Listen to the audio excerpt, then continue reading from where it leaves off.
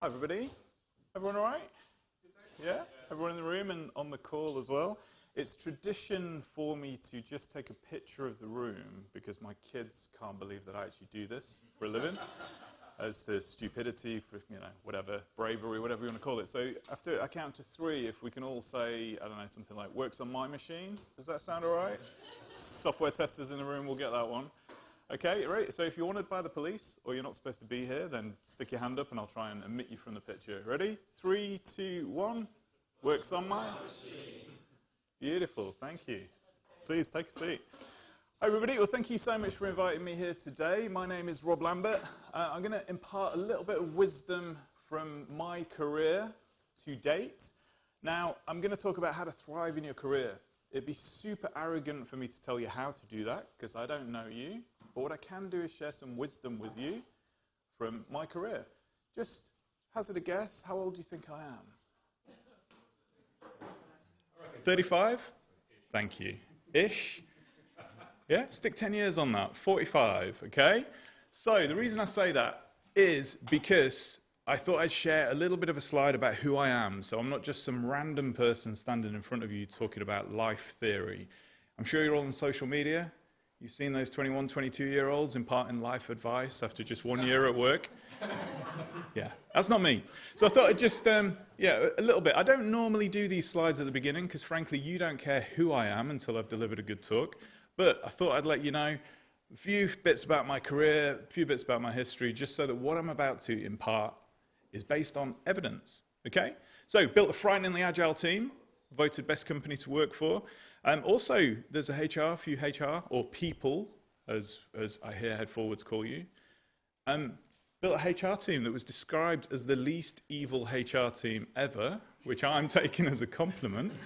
Okay, so anyway, that's a little bit about me. So what do? I deconstruct work and I actually work out what actually happens in work to be more effective. That's what I do.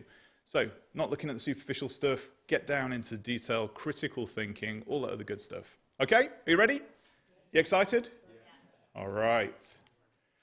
Okay, like I say, I can't tell you how to live your lives and how to thrive because that's very personal to you. So I'm just going to share some ideas and hopefully they'll resonate with you. I have to try and stay here as well, in front of this camera and this microphone. I normally move around. I might move around in a little bit. Okay, so I feel like I'm doing some sort of commencement speech. So yeah, congratulations on graduating and all the other stuff.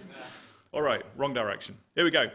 So a few years back, quite a few years back, 2006 I think it was, I went to my first ever software testing conference. Any software testers here in the room? No? Good. Okay. This was the first conference I'd ever been to. The company was paying for it. There was a free bar, which I was going to make use of course. And the conference was great. It really lit a fire inside me. Then at the networking event, and if you've ever seen software testers at a networking event, that is entertaining in itself. I was there ready to join in the merriment and the free bar when this guy, who I don't actually know his name, could have been Paul, Paula, Pauline, Paolo, Pedro, no idea. But he thought I looked too happy because he stomped over to me and he pinned me to the wall and he proceeded to spit venom and rage about how much he hated everything. So I called him Mr. Freaking Furious. He proceeded to tell me how much he hated me. He hated the conference. He hated his industry. He hated his manager. He hated his neighbors. He hated himself. And no offense, if he was here now, he'd probably hate all you lovely people too. He was not thriving. He was barely surviving. This guy was mad and angry. You know, the kind of person who'd start a fight with himself if left alone in a room. And I told him this 3 months later in the car while I was on my own. It was a compelling event. And do you know what I did after that? I went home, I grabbed a sheet of A4 paper, and I said, I am never going to be like Mr. Freaking Furious, ever. And on that sheet of A4 paper, I wrote a list of things that I wanted to do. Who did I want to become? What did I want to do? Who did I want to help? Big sheet of A4 paper. And do you know what I did with that sheet of A4 paper? Stuck it in a drawer, started playing video games. Okay? Life got in the way. That was until a second compelling event, the birth of my first son. Now, we're very, very lucky with my oldest son because he was born with a knot in his umbilical cord, which usually results in tragedy. It was such an amazing event. The nurses and doctors from all over the hospital came to gather around this miracle child to see this umbilical cord. No one had ever seen one before. Word got out, and people from across the globe traveled over to see this miracle child. I'm making that bit up. Anyway, we were lucky to have him. I've got 3 boys now. I've got 2 others. He's my favorite. I'm sorry if you're watching this on the stream, Ollie. I am joking, actually. It's the little kid. Actually, it's the middle one. Actually, it changes every hour for those who've got kids.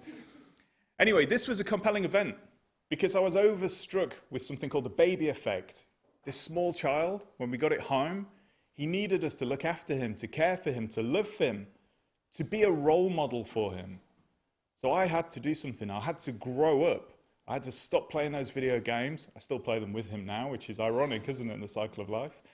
But I got out that sheet of A4 paper and I took it seriously. And what I'm going to share is some advice around that. I'm going to share 10 ways that I believe you can thrive in your career and your life. Okay, don't worry, these slides, I can get them to you afterwards. They're available on the website, cultivatedmanagement.com. We're going to go through each 10, and I know that I'm standing between you and some pizza later on, okay? So the good thing about 10 is you can count down. You'll know when we're getting to the end, okay? And there'll be time for questions at the end if you wish. Okay, so I'm going to quickly rattle through them. Decide to thrive, relationships are critical, have fun in your career, trade your values wisely, ship value, embrace their differences, learn, be effective and liked. Okay, step outside your job role and family first. Okay, and with that, thank you. You've been a wonderful audience. I'm going to walk around a little bit now, and hopefully this is okay for people on the screen. Okay, so that second compelling event, the birth of my son, was really that compelling event that spurred me to start taking my career seriously, to take my life seriously. Okay, that sheet of A4 paper, I took it seriously. Now this is the first point. I didn't need to wait for that compelling event in order to decide to thrive. You can make that decision today if you already haven't made it. Okay, it could be any compelling event, redundancy, a death in the family, you fall in love, you can't even choose the words to explain how you feel. These are the kind of compelling events that drive us to thrive, but we do not have to wait. Now, that's okay. Did you want? Oh, okay. Now imagine an hourglass, one like this. Everyone seen one of these before, sand timer? Yeah? Well, I like to use this to describe life. Okay? We can see the sand falling through. Now imagine in that hourglass, if you can't see the top half, you can't see how much sand is left. Okay? All you can see is the sand passing through and the sand that has passed. But you have no idea what's in the top. You have no idea. And that sounds somber and a bit macabre. Oh God, no one's smiling anymore. Okay? But it's a nice way to think about life. We decide to thrive. We decide right now in this moment that the sand passing through that timer is going to be ours to look after, to thrive. Okay? So what did I do with that sheet of A4 paper? Don't worry, I still don't have that paper. What I did is I turned it into what I call a painted picture. Now, who in here is in management leadership?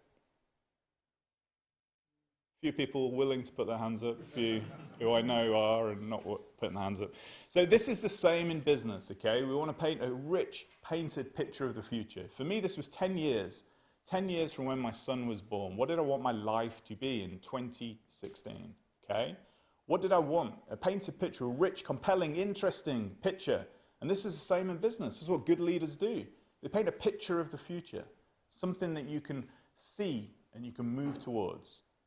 What did I also do? I took stock of my current reality. Where was I? And again, in a good business, that's what businesses do. Okay? You take stock of where you are. So you start the journey from where you are, not from where you think you are. So what else did I do? I turned them into 5-year goals because that sounded logical to me back then. If I can have some 5-year goals, it's halfway between now and the painted picture, then I'll know that I'm on track in 5 years towards this thing that I painted for myself. And when I say paint a picture, I mean words. If you've ever seen me draw, you'll know that I did not try and paint that, okay? But these are words, rich, compelling. That's where I want to be in 10 years. So in 5 years' time, I want to be broadly halfway towards that, okay? And how many people here had a goal at the beginning of the year that you've done nothing with yet? Yeah. And we're coming into June, 6 months into the year.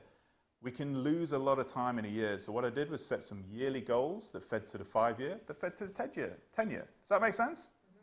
Yeah? But goals don't miraculously make themselves. So this is the hard work that I had to do. Okay, this is setting up routines and habits and discipline to do the thing. I wanted to write a book, so I had to write a chapter every single week. I wanted to get fit. You can see that one's not going quite so well. Is that better? It keeps dropping. Is that right? Okay. But these things don't happen, so you've got to build routines and habits and discipline. It's the same at work. Okay? Getting up, doing the work, contributing to the 5-year, contributing to the 10-year. Anyway, that's it in a nutshell for the first one. Decide to thrive. Come up with your own mechanisms on how you're going to paint a picture for the future. And if you're in business, you need these. Who in here is doing strategy work? Oh, a few people. More people than there are software testers, which is good. Okay? I am joking to all software testers on the call. I used to be a software tester. Okay. It's the same with strategy. So if you're building a strategy at work, I'm going to keep throwing in these little work nuggets as well. A strategy has 3 things. Number 1, tells you where you're going, paints a picture. Number 2, it has a current reality. No matter how gnarly and horrible and makes you want to cry that current reality is, you've got to lean into it.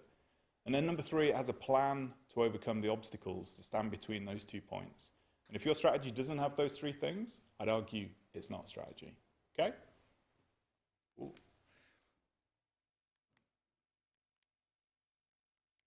Okay, the clicker has decided to stop working, so we will go old school. I say that, the whole laptop stopped working. Okay, let's try the mouse. Okay. Mouse it is.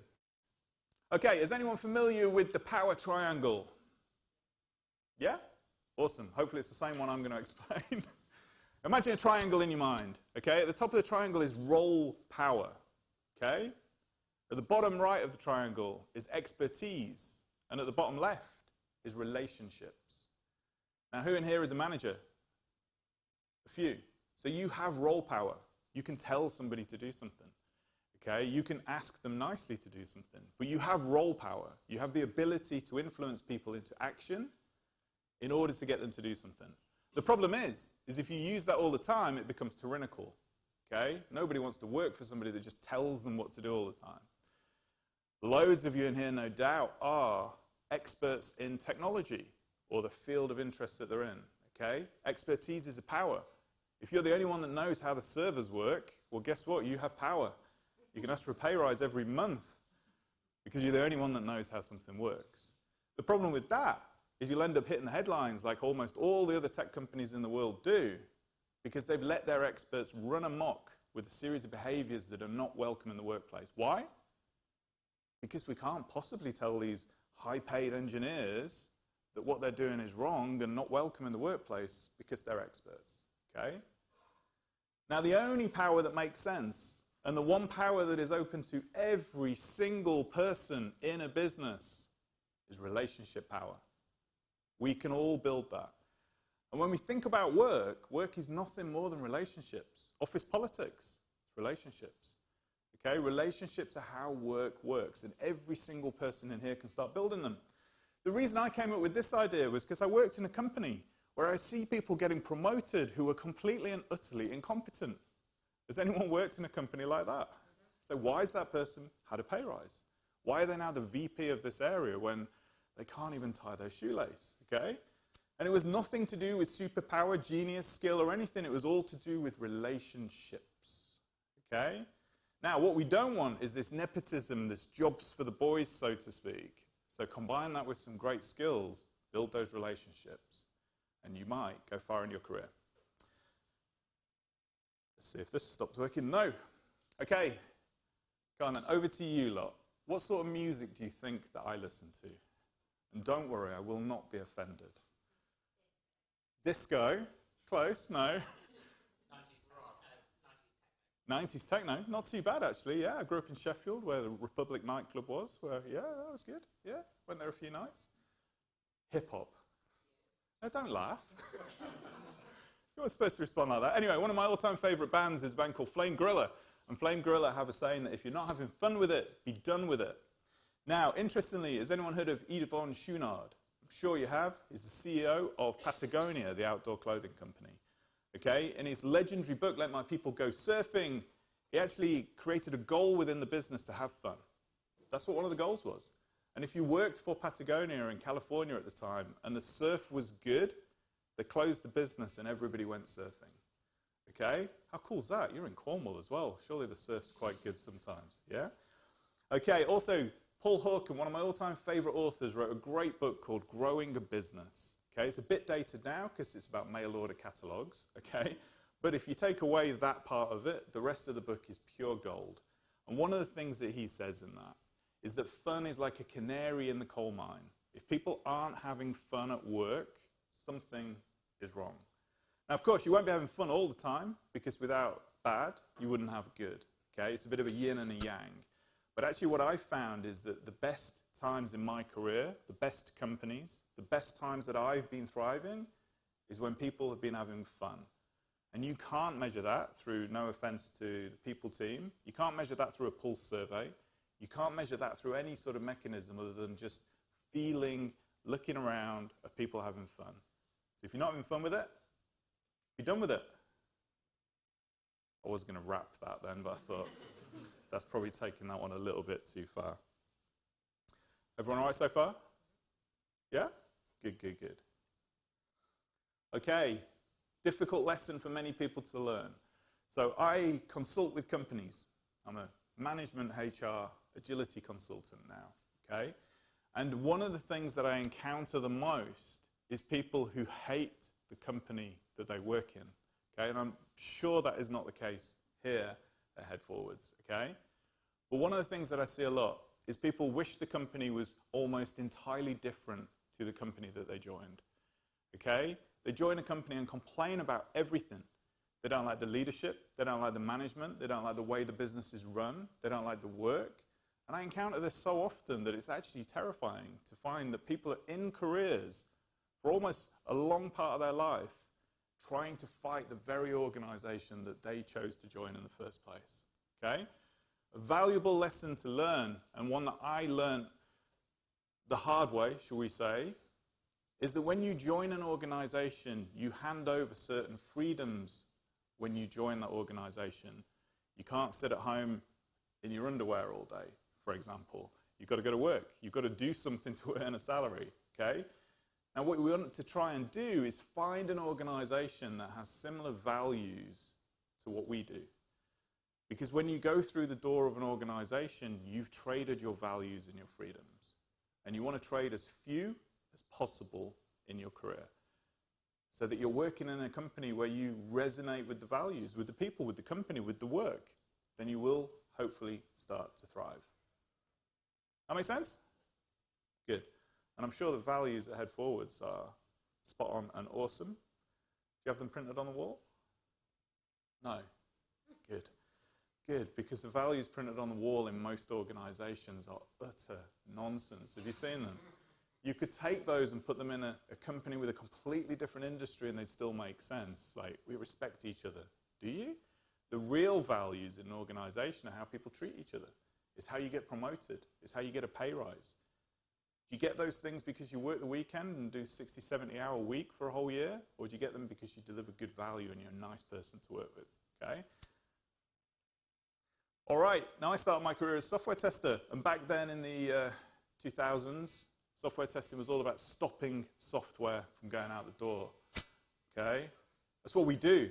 We stop it, all right? If it's faulty, if it's got some bad code, we stop it, okay? And I never really got this. So at conferences, I would hear people say, yeah, I did a really good job of stopping this software going out the door. And I was like, no, hang on a minute. Our job is to ship good software. It's not to stop it.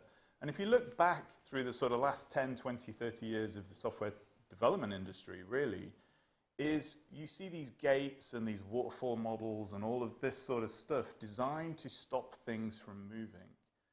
Now, my view is that we're all here to ship value. So instead of trying to stop stuff, what we should be trying to do is work out how we can improve the processes and the mechanism and the business to ship more stuff. Because until we ship something, nobody gets paid. Until we ship something, there's no value delivered. Okay, we might learn something, of course, but we've got to keep shipping things. And it was great when Agile took over. Are you guys all agile-y good? Loads of nods as if like, what's this guy asking that question for? Yeah, it's normal now. But actually, in a lot of companies, it still isn't. There's gates, there's process, there's people trying to stop things from happening. No, everybody in the organization is here to ship value. Okay?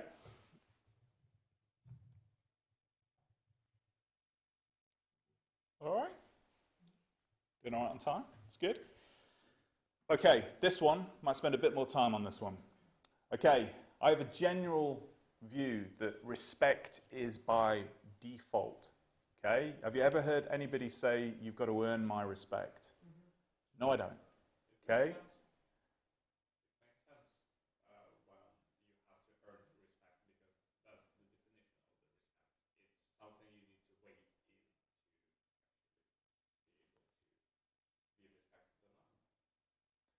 That's one view. My philosophical view is that everybody deserves respect just for being here on this planet. Okay? Everybody deserves respect. Now, trust, on the other hand, is definitely earned. Okay? And trust can be broken straight away. And even if somebody completely disagrees with me, I still respect it. Okay? By default. Okay? Respect by default. So I had a leader once that used to go into every meeting and start the meeting pretty much with the statement, you've all got to earn my respect. No, we don't. Respect by default. Earn your trust? Yes, maybe. We've got to demonstrate our values. We've got to demonstrate what we can do. And we do that over and over again, and we build trust. And we can break trust pretty quickly. But we should always be able to respect everybody by default for who they are. Okay? And coming from a people HR lens, this is utterly crucial in an organization, to respect our differences. Now, I have this thing called the Trinity of Career Development, and I think I'm on the edge of the camera here. Okay? Now, you can find this on the website if you're interested. Now, I developed this because I was so bored. Okay? In a startup, loved it. Got all the way to the curve of the startup. Things were looking good. We were going for the exit. And it was just boring. Everything was working. Everything was fine. There were no dramas, really, other than just more, develop more, build more, ship more, you know, the usual sort of stuff. But there were no processes to fix. We'd fixed most of them. We'd recruited 100% year on year. You know, we had a huge team and everything was just going. I was so bored. So bored. Until I sat StrengthsFinder. Now, you might find StrengthsFinder 2.0. It's a bit geeky, but that's what it's called. Don't buy the book, just buy the course. It's expensive, so maybe you could expense that. Okay? Or there's other cheaper free alternatives, and it's not 100% scientific at all. Okay, but it's indicative. When I sat that, it told me what my top 5 strengths were as an individual. And it also told me what my top 5 weaknesses were as an individual. And guess what? In that startup at that moment, I was using my weaknesses every day. Okay? And only by doing this and realizing that was I able to say, right, I'm going to grab hold of this and do something different. And I moved sideways from engineering into HR. Took up the VP of HR role. Now that was chaotic, and that's what I love. Okay? But some people don't. Okay, but if we don't know that, it's really hard to plan our career and nudge ourselves and speak to our managers and develop skills and do all the other stuff that we want to do if we don't really know what actually we're very, very good at. Okay? And sometimes when people do the StrengthsFinder, they realize they should not even be in the business. They should be doing something else like painting or drawing or photography. Okay? But again, that's something that you can use to try and craft a life that you're going to enjoy. Now, the second part of the Trinity is DISC. Is anyone familiar with DISC? Insights? Seen those? Okay, these aren't behavioral things as such like Myers-Briggs. They're not really those sort of mindset things. They are actually behaviors. Sorry, I got that wrong. They're not like Myers-Briggs, which are sort of psychological ones. What DISC focuses on is your behaviors, your preferences for behaviors, your preferences for communication. Okay? This is super, super insightful. Since discovering this, I run it everywhere. As part of my comms workshop, as part of my leadership stuff, we run this with leaders and their teams to discover their makeup of people on the DISC. And when you go through the exercises and we discover this, we realize that some leadership teams are set up for failure, okay? Now, what does DISC mean? DISC stands for D is dominating individuals. You ever worked with those? They tell you what to do. We're doing this. We're going there. Decisive, dominating, alpha kind of people. Now, you need them because in a marketplace, sometimes you've got to be very, very robust. We're doing this. We're going there. Let's do this. But you don't want them all over your organization, okay?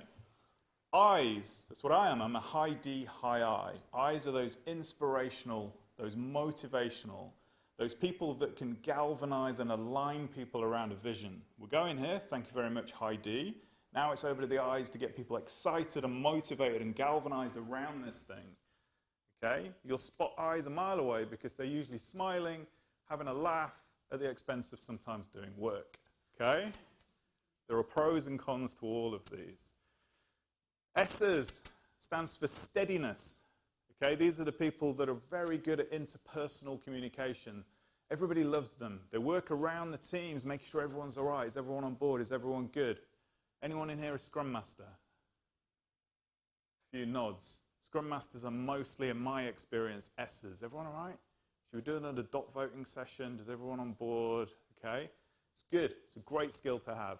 However, sometimes S's struggle to be acknowledged for their contribution. They tend to shy away if people challenge their ideas. Respect by default.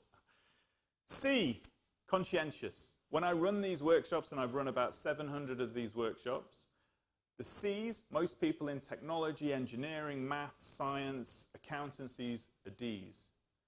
Sorry, C's, conscientious, okay? There's rules, there's process, there's accuracy. Makes sense. If you're building software and we're writing code, it needs to compile, it's got to be accurate. We need to understand what we're trying to build in order to build it, okay? Now, great teams are made up of all of these. It's worth exploring. There's some free ones that you can go through and see where you are on the DISC profile, okay? And once you know that, then you know your preferences for the kind of work that you should be doing. All right? Now, that doesn't mean you can't change. My accountant is a high C, and thankfully she is, because she stops me getting into trouble with the tax man. Okay? Conscientious, loves it, loves a good spreadsheet. I look at a spreadsheet, rage, okay? But she promotes her own business by going and standing on stage at local events and talking and networking. That's usually the I's and the S's and the D's that would do that stuff and get energy. I love these sorts of things, okay? I'm going to go away energized from this. She comes away from events like this utterly destroyed. But she can do it. We can all do it. And I describe DISC as energy management, okay? We can move anywhere we want to. I can sit and do my spreadsheets if I really focus. It might take me a long time, but it's going to burn energy. And we only have a finite amount of energy and attention, okay? So, third one.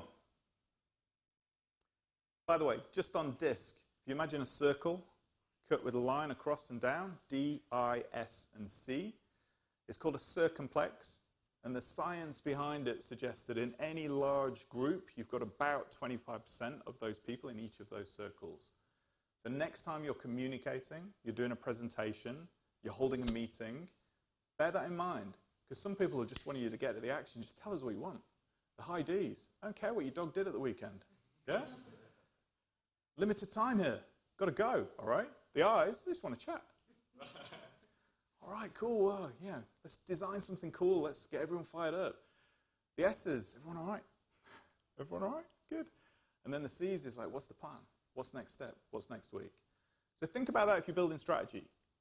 If you're painting a bright picture of the future and you're working with people like myself, a high D, high I, it's cool. That's all I need to know, all right? I just need to know where we're going, and I'm going to go that direction. Okay, and I made this mistake of doing that and thinking everyone was like me. We're going to go over here. We're going to do this. And a few people were like, yeah. And then a number of people were like, well, what do I do next week?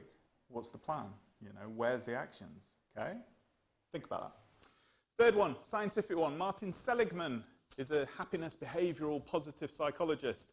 And he came up with this thing called the happiness process or something, I think it was called. I'll find the exact one.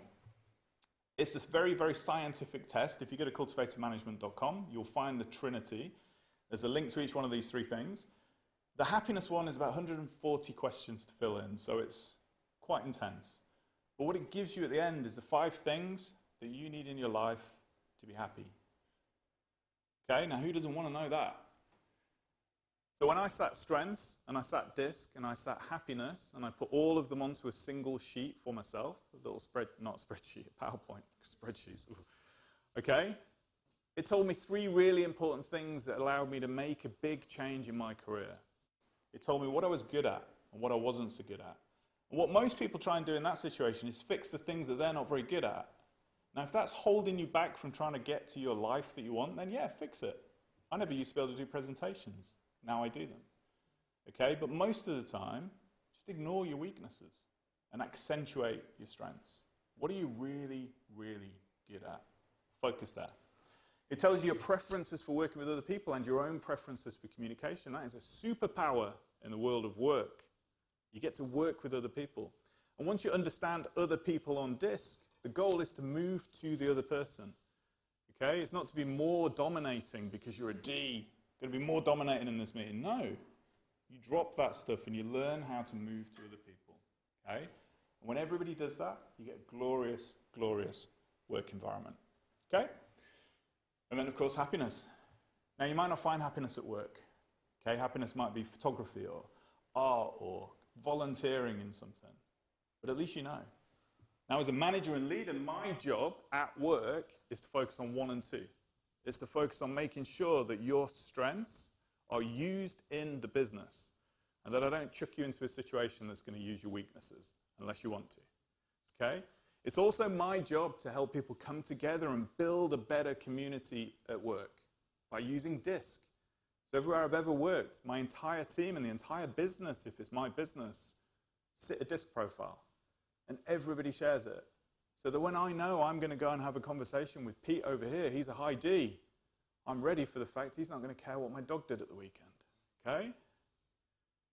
Does that make sense? And then, of course, happiness.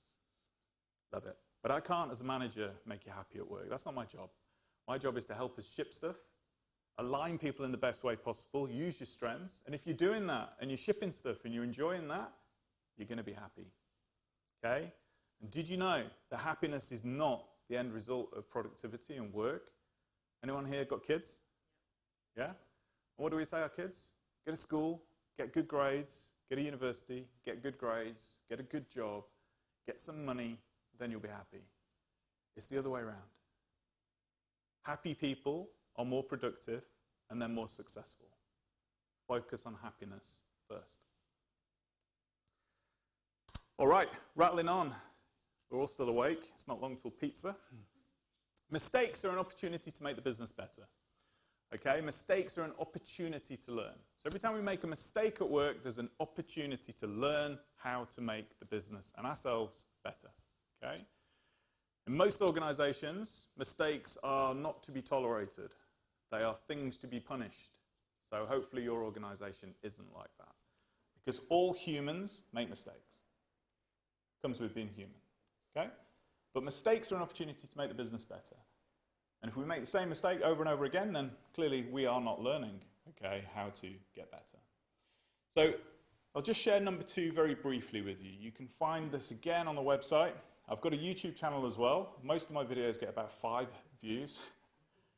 Okay? It's not for want of trying. I am trying here. But this particular video on personal knowledge management system is about 28,000 views at the moment, which for me, I am very happy with that.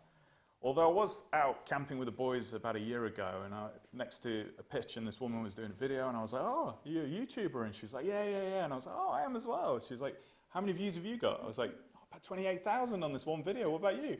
"Oh, I just clocked over 4.2 million the other day." All right. I'm still learning.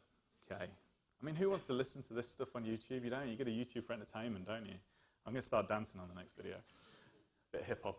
Okay, so this is a personal knowledge management system. Sounds geeky. It is. I love this stuff. This is how we get better, by learning, by improving. Now, you've probably heard the memes on social media. I read 5,000 books last month. Have you seen those ones? I now digest books through this audio thing where somebody summarizes it, and somehow I'm, cleverer because of it. Okay, there are two main ways of learning. One is information acquisition. That's from reading stuff, from being at a talk like this, from watching videos, from podcasts, wherever you get your information. It's called information acquisition. And I am sure you've all worked with those people that are walking, talking, encyclopedias of everything. They know how to land a plane, but they've never done it. Okay? They know how to solve world poverty, but they've never done it. They can run this business better than the CEO, but they've never done it. Okay? These are people that have consumed information and then are passing it back out. And as a consultant, you can get away with that for quite a long time. Okay? However, I prefer the second part, which is called task acquisition. It's learning by doing the thing itself. Now, if I had a choice between the two, I would ditch the information acquisition and I would learn how to do stuff by doing it. Does anyone here play a musical instrument? Did you learn the musical instrument by reading nothing but theory books? Did you pick up the instrument and have a go at playing it? Yeah? You can't do one without another, and I'm facing the consequences of that because I was missing reason. Exactly, exactly. So, if we're in an organization and we've got somebody new joining to be a software developer or frontline support or whatever the role is, the best way for that person to learn how to do the job is to pair them with somebody who's already excellent at that job. And then supplement that with information acquisition. So yeah, I'm learning to play the drums. I'm not going to learn to play the drums by reading theory books alone, because as soon as I pick up the drums, I realize I am completely rubbish at this. And I'm not going to get all the way to where I want to get to by just hitting the drums. You combine the two. But at work, task acquisition, learning how to do the job that you're doing is best done by doing the job. Ideally supported by somebody who's very good at it with a bit of information as well. Okay? Now, personal knowledge management system, the 4 C's. Imagine you read something online, okay? You want to be able to capture that somehow. And has anyone got Evernote or any of those sorts of tools, and you're capturing stuff, and then you go back and look at the stuff you've captured and realize you've captured nearly all of the internet within Evernote? So easy to capture email, save it, wherever you do, whatever your system is. So the point of this is not just to capture everything possible. It's to capture the things that are making a difference to get you to be better, okay? So there's a process of curation, okay? Do I still need this? Does it make sense? Do I want it? Do I get rid of it, okay? Crunch is where we learn this thing. We assimilate it, we accommodate it, we crunch it and make it part of who we are. The point of learning is to make ourselves have different behaviors because of it. So if you're in head of learning in a business and you send people on a training course and they all come back and continue to operate in exactly the same way before they went on it, I'd argue that was a waste of money. I once worked in a company where they sent everybody on a dealing with conflict course. Everyone loved it, free training. Why would you not enjoy this? And they all came back and they all conflicted in the same way as they did before. Okay? It's not effective. If you do training and learning and education and you don't change because of it, I'd argue it's not being very effective. And then contribute. Once you learn something, give it back to the community on a blog, to your team. Demonstrate it in your behaviors, hold a high bar, be a role model. Okay? Loads of different ways in which we can do that. Equally, just learn stuff you enjoy. I'm learning little model making, lettering, doing all sorts of stuff. Is that related to work? No, I'm enjoying it. Although you don't want to see the model that I've made of myself. It's horrendous. Okay, be effective and liked. Have we all worked with those people who are highly, highly, highly, highly effective? They get the job done. The problem is they leave a trail of human devastation behind them. They've got sharp elbows, as you might say. Nobody wants to work with them, but they get stuff done, okay? Equally, there'll be people in an organization who are like a little cuddly bear, okay? So friendly, so lovely. What a really, really, really lovely person. But people look at them and go, why are they still employed? They don't do anything, okay?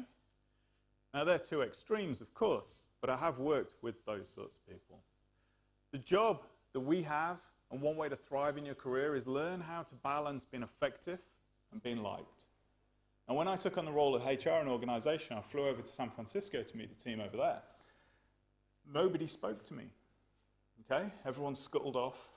I was like, it's me, friendly Rob here, you know? Everyone ran away because they'd heard I was very effective. And they'd assumed that being effective meant that you were a complete tyrant. Okay? That's not true. You can balance the two. Now, how do you do that?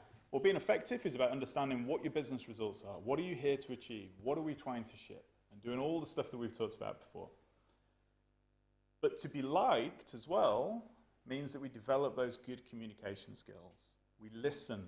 We learn on disc how to move to the other person so that we can build relationships, so that people will like us and we can be effective. Now, there are times where we have to be effective and disliked. Like, for example, if we have to remove somebody from an organization. It's an element of being effective. They're not going to like you for that. Okay? And there's also a time when we have to be liked but not as effective. Somebody's going through a difficult time and we've got a deadline. Well, sometimes we've just got to do the right thing for people, of course. Okay? So there's always a flex. But generally, if you can walk that line between effective and being respected and liked, respect by default, then you're going to have a great career.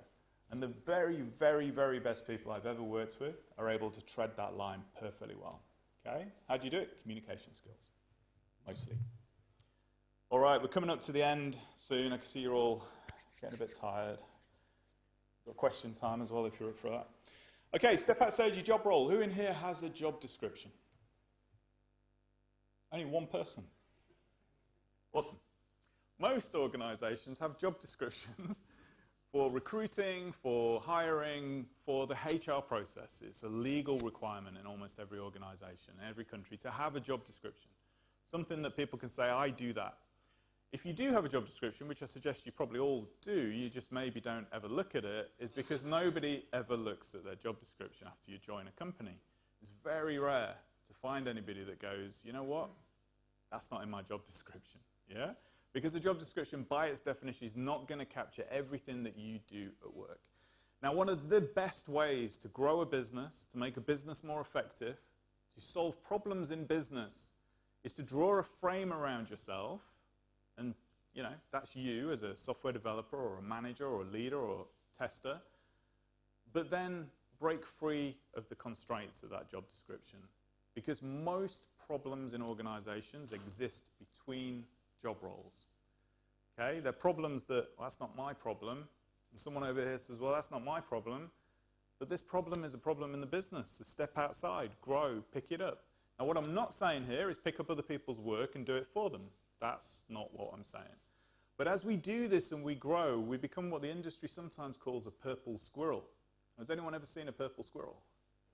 No, because they're extremely unique and rare.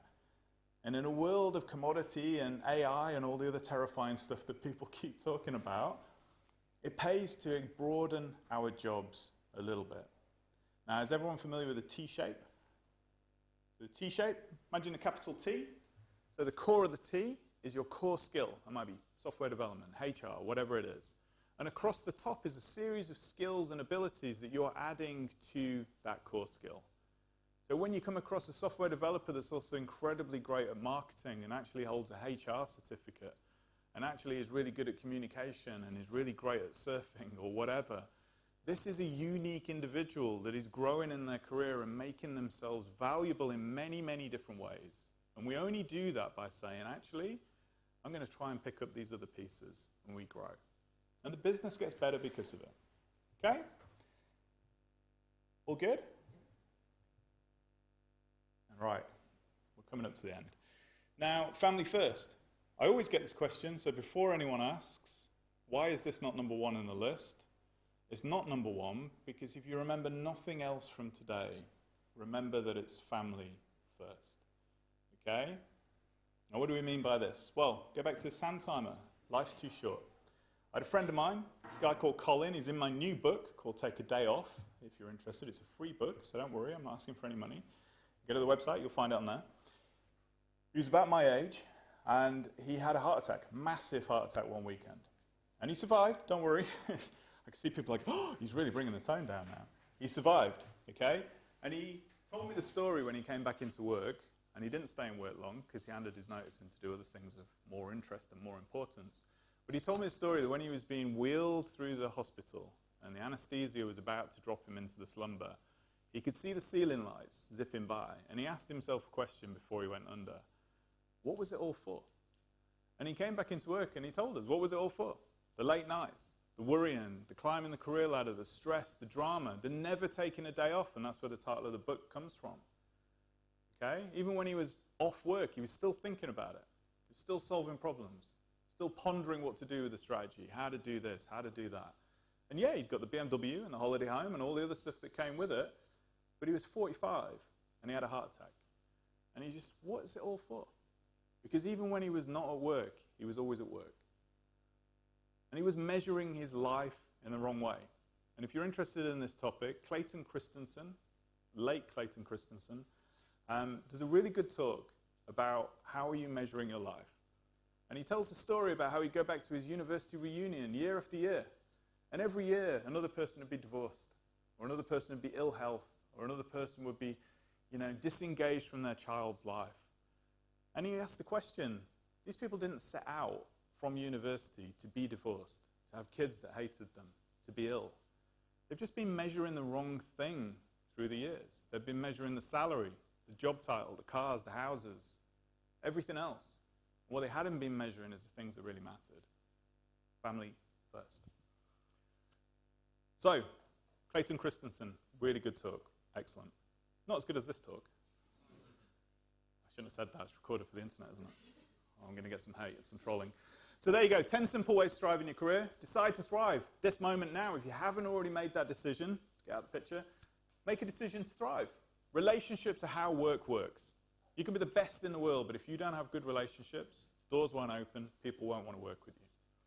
Have fun in your career. It's like a canary in the coal mine. If you're not having fun for the majority of your time at work, something is wrong. Okay? Trade your values wisely. Be careful when you join an organization that they have the same values that you do. Ship value. That's what we're here for. To ship stuff, not to stop it. We're here to ship value, to keep shipping, to learn how to keep shipping. Embrace our differences. Respect by default, even people that disagree with you. Learn. So we get better. Mistakes are an opportunity to make the business better. Be effective and liked. It is possible. Okay? Despite what people may tell you, it is entirely possible. Step outside your job role. And then last, family first. And with that, I believe we should declare victory on that talk. And if you are interested, there is a free ebook, Take a Day Off, on the website. You can find me on Instagram. I don't go on Twitter anymore. I've deleted that since Mr. Musk took over. And I am happy for that to be on the internet. So, there you go. Thank you very much.